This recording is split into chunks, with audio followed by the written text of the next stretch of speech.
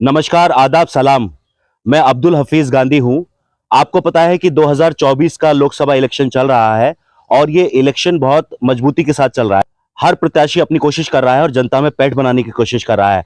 हम किस मुद्दे पर इलेक्शन लड़ रहे हैं, चाहे वो राष्ट्रीय मुद्दे हों या स्थानीय मुद्दे हों, ये मैं आज आपको बताना चाहता हूं, ताकि वोटर को ये फैसला लेने में आसानी हो कि किस राजनीतिक दल को और किस प्रत्याशी को उसको वोट देना है।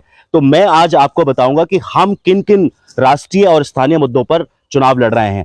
पहला हमारा मुद्दा है पुरानी पेंशन की बहाली का। आपको पता है कि भारतीय जनता पार्टी की सरकार ने पुरानी पेंशन को बंद कर दिया था और नई पेंशन स्कीम लेकर आए हैं, जिससे सरकारी कर्मचारियों में काफी रोष व्याप्त है।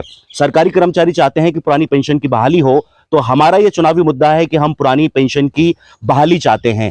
इसी तरह से जो मौजूदा सरकार है, केंद्र सरकार, उसने एक नई योजना शुरू की है युवाओं के लिए।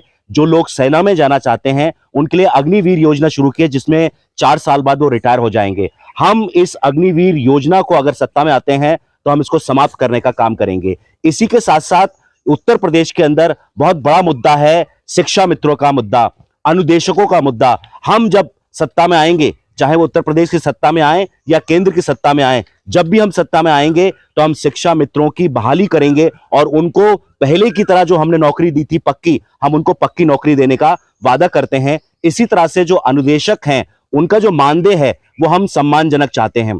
एक और बात मैं बता दूं कि जितने भी उत्तर प्रदेश के अंदर प्राइमरी स्कूल हैं या जूनियर स्कूल हैं, वहां पर सरकार ने एक व्यवस्था लागू की है पीएफएमएस की, यानी जो सरकारी स्कूल खर्चा करते हैं उसकी व्यवस्था सरकार ने की है पीएफएमएस, जिसके अंदर जो अध्यापक है, प्रधान अध्यापक, वो खर्चा करते हैं और उनको एक चालान निकाल के बैंक के पास ले जाना पड़ता है। इस व्यवस्था में कई खामियां हैं, इन खामियों को भी हम दूर करने का वादा करते हैं। हम प्राइमरी और जूनियर स्कूल के अध्यापकों को यह वादा करते हैं कि अगर हम सत्ता के अंदर आए उत्तर प्रदेश के अंदर, तो जो ये योजना है पीएफएमएस सिस्टम, हम इसमें सुधार लाने की कोशिश करेंगे। इसी के साथ साथ हम ये देखते हैं कि जो उत्तर प्रदेश के प्राइमरी और जूनियर स्कूल में रसोइये लगे हुए हैं, उन रसोइयों को सम्मानजनक मानदेय नहीं दिया जा रहा है। अगर हम सत्ता में आएंगे तो हम रसोइयों को सम्मानजनक मानदेय देने का काम करेंगे। अब बात कर लेते हैं किसान भाइयों की। हम किसान भाइयों से वादा करते हैं कि अगर हम केंद्र की सत्ता में आए या कभी जाकर उत्तर प्रदेश की सत्ता में आए तो हम किसानों का कर्जा माफ करने की पूरी कोशिश करेंगे और उनसे वादा करते हैं कि आपका कर्जा माफ करेंगे। हम आपसे यह भी वादा करते हैं कि आपकी जो फसलों की उचित कीमत होगी हम उसको दिलाएंगे। तो फसलों की उचित कीमत दी जानी चाहिए और गन्ना किसानों को उचित मूल्य दिया जाना चाहिए, ऐसा हमारा मानना है और ऐसी हम योजनाएं बनाएंगे। अगर हम केंद्र की सत्ता में आते हैं तो हम किसान भाइयों से वादा करते हैं कि हम एमएसपी पर एक कानून बनाएंगे और एमएसपी की आपको हम गारंटी देंगे। किसान भाइयों से हम ये भी वादा करते हैं कि जो उत्तर प्रदेश सरकार ने आपसे झूठा वादा किया था कि हम किसानों के जो ट्यूबवेल हैं उसको फ्री बिजली देंगे, तो कुछ दिन तक फ्री बिजली दी गई, लेकिन अब एक नया जियो उत्तर प्रदेश सरकार लेकर आई है जिसमें उन्होंने कहा है कि 1045 यूनिट हम फ्री देंगे और उसके ऊपर अगर किसान इस्तेमाल करता है तो उसको उसका पैसा देना पड़ेगा। तो एक तरफ उत्तर प्रदेश की सरकार कहती थी कि हम किसानों का जो ट्यूबवेल का पैसा है, बिजली का पैसा है, उसको हम नहीं लेंगे, लेकिन अब उत्तर प्रदेश की सरकार इस पैसे को लेगी अगर किसान 1045 यूनिट से ज्यादा इस्तेमाल करता है। तो हम किसानों से वादा करते हैं कि आपके ट्यूबवेल का जो भी पैसा होगा हम इसको माफ करने का काम करेंगे। एक वादा मैं उत्तर प्रदेश के बिजली उपभोक्ताओं से करना चाहता हूं कि हमने 2022 में भी यह वादा किया था और अभी यह वादा करते हैं आपसे कि अगर हम आगे जाके सत्ता में आए तो आपका 200 यूनिट तक बिजली का बिल माफ करने का हम काम करेंगे। आप सभी ने देखा कि उत्तर प्रदेश की सरकार ने आरक्षण को सही तरह से लागू नहीं किया। जब 69,000 शिक्षकों की भर्ती हुई थी उसमें 26,000 ओबीसी के पदों को एक तरह से नहीं भरा गया। ओबीसी के 26,000 पदों को सरकार ने चोरी करने का काम किया। हम आपसे वादा करते हैं कि अगर केंद्र के अंदर और उत्तर प्रदेश के अंदर अगर हमारी सरकार आती है तो आरक्षण के हिसाब से जो कोटा बनता है उस कोटे के हिसाब से नौकरी दी जाएगी। एक वादा हम युवाओं से करना चाहते हैं कि जो भी आप पेपर इस समय मौजूदा सरकार में दे रहे हैं उसके पेपर लीक हो जाते हैं। दर्जनों जो पेपर आपने नौकरियों के लिए दिए हैं वो पेपर लीक हो जाते हैं और आपकी मेहनत बर्बाद हो जाती है। हम आपसे वादा करते हैं कि ज्यादा से ज्यादा सरकारी नौकरियां अगर हम सत्ता में आते हैं तो निकालेंगे आपके लिए और पेपर लीक रहित व्यवस्था हम देंगे। एक भी एग्जाम का पेपर हम लीक नहीं होने देंगे, ऐसी व्यवस्था देंगे ताकि आपकी मेहनत बेकार ना जाए। हम उन लोगों से भी वादा करते हैं जो संविदा पे काम कर रहे हैं। जो लोग संविदा पे काम कर रहे हैं हम उनको पक्की नौकरी देने का वादा करते हैं। अब हम आ जाते हैं स्थानीय मुद्दों पर, यानी कि एटा लोकसभा के जो मुद्दे हैं उन पर हम आ जाते हैं। एटा लोकसभा में आपको पता है कि 5 विधानसभाएं हैं, एटा, महरेरा, कासगंज, अमापुर और पटियाली। इन सब में क्या क्या मुद्दे हैं और हम अगर सत्ता में आते हैं तो हम क्या क्या करेंगे, यानी कि जब भी हम केंद्र की सत्ता में आते हैं या उत्तर प्रदेश की सत्ता में आते हैं तो हम स्थानीय लेवल पर क्या करेंगे, इसको मैं आपको बता दूं। जो हम पहला काम करने वाले हैं पटियाली विधानसभा में वो ये है कि शहबाजपुर से लेकर राजेपुर कुर्रा तक गंगा जी के किनारे किनारे जो बांध नहीं है अभी, हम पक्का बांध बनवाने का काम करेंगे। दूसरा जो स्थानीय मुद्दा बहुत बड़ा है कि जिले भर की, चाहे वो एटा जिला हो या कासगंज जिला हो, काफी सड़कें जर्जर पड़ी हुई हैं। हम इन सड़कों की मरम्मत कराएंगे और इन सड़कों को चौड़ा करने का काम करेंगे। अभी आप दोनों जिलों में देख सकते हैं कि बिजली के तार जर्जर हो गए हैं। जो 11,000 की लाइन जा रही है उसके नीचे जाल टूट गए हैं, जाल नहीं पड़े हैं। खंबे भी काफी गल चुके हैं, सड़ चुके हैं और कभी भी खंबे बिजली के गिर जाते हैं।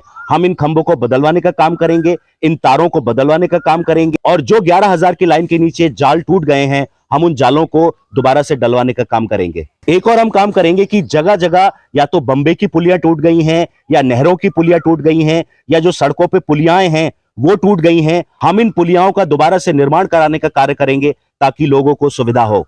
आजकल आप देखते होंगे तहसील के अंदर भ्रष्टाचार बढ़ गया है, हर चीज के लिए रिश्वत ली जा रही है। हम इस तहसील के भ्रष्टाचार पर रोक लगाने का काम करेंगे। दोनों जिलों एटा और कासगंज के अंदर जो स्वास्थ्य सेवाएं हैं वो पूरी तरह से चरमरा गई हैं। हम इन स्वास्थ्य सेवाओं के अंदर सुधार लाने का पूरा प्रयास करेंगे ताकि जो लोग बीमार पड़े उन्हें आसानी से इलाज मिल सके। अक्सर जब मैं पटियाली विधानसभा या दूसरी विधानसभा में घूमता हूं तो मुझे शहरों के अंदर जल भराव की समस्या दिखती है। हम इस जल भराव की समस्या से शहरों को, कस्बों को निजात दिलाने के लिए काम करेंगे। हम ये चाहते हैं कि जल भराव की समस्या इन कस्बों के अंदर और इन शहरों के अंदर से पूरी तरह से दूर हो। हमारी ये भी एक मांग है और हम चाहते हैं अगर हम सत्ता में आते हैं तो हम कासगंज के अंदर एक यूनिवर्सिटी, एक विश्वविद्यालय खुलवाने का काम करेंगे। हम ये भी चाहते हैं कि कासगंज के अंदर एक मेडिकल कॉलेज खुले ताकि हमें अलीगढ़, बरेली, आगरा ना जाना पड़े। हमें बहुत आसानी से अपने जिले के अंदर ही इलाज मिल जाए और हमारे बच्चे भी मेडिकल शिक्षा प्राप्त कर सकें।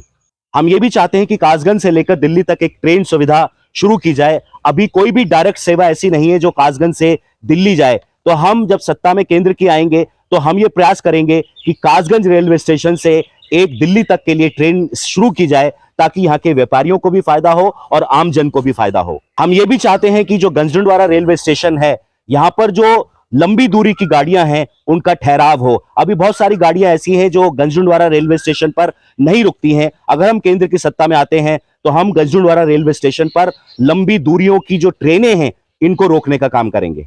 एक और समस्या है गंजडुंडवारा के अंदर कि गणेशपुर के अंदर एक रेलवे फाटक है, वहां पर अक्सर जाम रहता है। मैं इस मांग को पहले भी उठा चुका हूं। अगर हम केंद्र की सत्ता में आते हैं तो हम गणेशपुर गंजडुंडवारा पे जो फाटक है रेलवे का, उस पर हम ओवरब्रिज बनवाने का काम करेंगे ताकि गंजडुंडवारा और आसपास के जो एरिया हैं इनको जाम की समस्या से निजात मिल सके। मैंने कई बार यह प्रयास किया है कि गोरा से लेकर नहर जो सड़क आ रही है उसको चौड़ा किया जाए और इसको दरियागंज और अलीगंज तक बनाया जाए नहर होते हुए। इससे यह होगा कि अगर ये सड़क को चौड़ा करके बनाया जाएगा, मैंने बताया आपको गोरे से लेकर साहबर, गंजडुंडवारा, पटियाली, दरियागंज होते हुए अलीगंज निकल जाए तो ये कई शहरों का बाईपास बन सकता है। ये साबर का बाईपास बन सकता है, गंजडुंडवारा, पटियाली, दरियागंज का बाईपास बन सकता है। तो कई महीनों से हम इस चीज की मांग कर रहे हैं। गोरे से जो नहर होती हुई सड़क आ रही है इसको चौड़ा किया जाए और डबल करके इसको लंबी दूरी का बनाया जाए ताकि ये साहबर, गंजडुंडवारा, पटियाली, दरियागंज आदि शहरों का बाईपास बन सके। एक और हमारी मांग है कि दरियागंज से बंबा होते हुए भरगैन, रुदायन होते हुए कंपिल तक एक सड़क बनाई जाए जो कि भरगैन का बाईपास हो सकता है। अगर ये सड़क बन गई दरियागंज से भरगैन, रुदायन और कंपिल तक, तो भरगैन गांव का और इसके आसपास के जो गांव हैं उसका काफी भला होगा और इन सभी गांवों का बहुत ज्यादा विकास होगा अगर ये बाईपास बन जाए। तो हम चाहते हैं कि अगर हम सत्ता में आते हैं, चाहे उत्तर प्रदेश की सत्ता में आए, तो हम इस बाईपास को बनाने का काम करेंगे। तो दो बाईपास की मैंने आपको बात की, एक जो गोरे के पुल से होते हुई सड़क आ रही है उसकी मैंने बात की और एक दरियागंज से जो भरगैन होते हुए बंबा जा रहा है उसकी पटरी पर सड़कें मैंने बनवाने की बात की और ये कई शहरों का बाईपास बन सकता है। तो ऐसी हमारी मांग है सरकार से और अगर हम सत्ता में आते हैं तो हम ये दोनों मांगे पूरी करने का काम करेंगे।